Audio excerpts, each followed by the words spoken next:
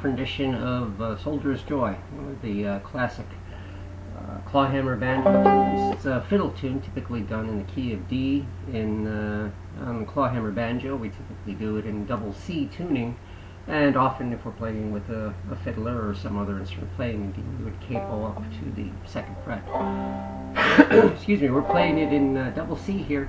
I'm going to very briefly tune back to our G tuning, just to demonstrate how we get into that double C tuning, just as a reminder.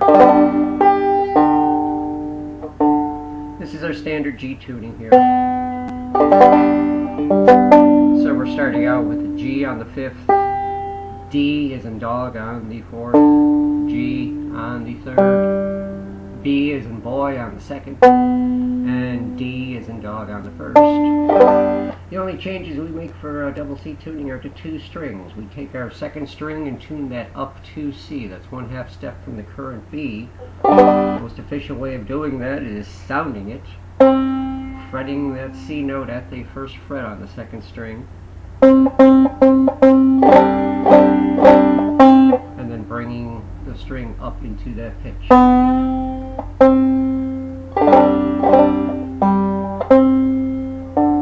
And that midway point there, that halfway point there, is actually a tuning in itself. As we know, it's the G suspended, mountain modal, sawmill. It goes by a variety of names, but that is a legitimate tuning.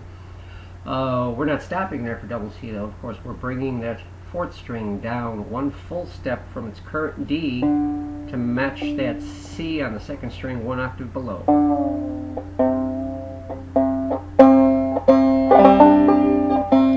Kind of our natural intuitive ear for octaves to hear when that matches the 2nd string 1 octave below. Our ear usually hears that fall in. If you want to double check and make sure, of course, you can fret the string at the 12th fret, or just play the harmonic at the 12th fret on the 4th string, and then match that note to the 2nd string. That puts us in double C tune. We want to make a C major chord, we close off the 1st string at the 2nd. So I'm going to go through Soldier's Joy as you see it on the tablature, nice and slow. A part, B part, so we'll do it fiddle tune style, twice on the A, twice on the B, just as you see it. 3, 4, 1, 2, 3.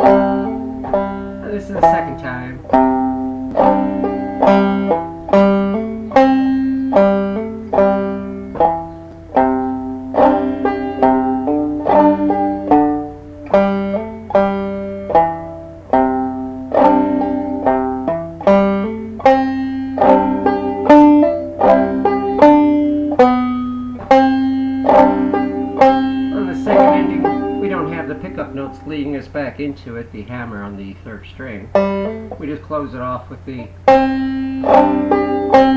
strum, thumb, pick, strum, thumb. Notice I'm out of tune. That's a good point here. Demonstration. When I retune the second and the fourth string both, that changes the tension out of the head, and that tends to knock other strings out. So unlike the rush I just went through a few minutes ago, you really should stop and check your other strings when you retune the banjo too. My third string was knocked out of tune, so I have to readjust that. Anytime you change the tension on one string, all the others are affected on the banjo, so it pays to go back through. So that was the A part.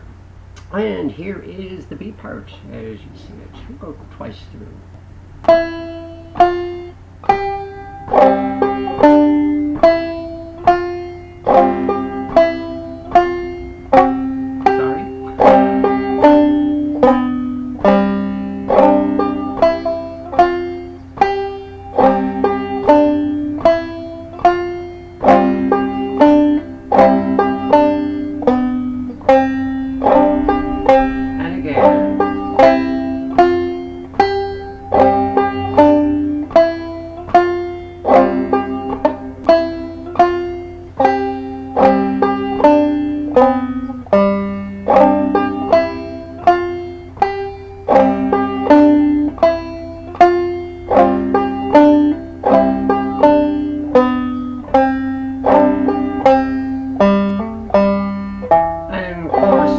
The second ending takes us back into the A part.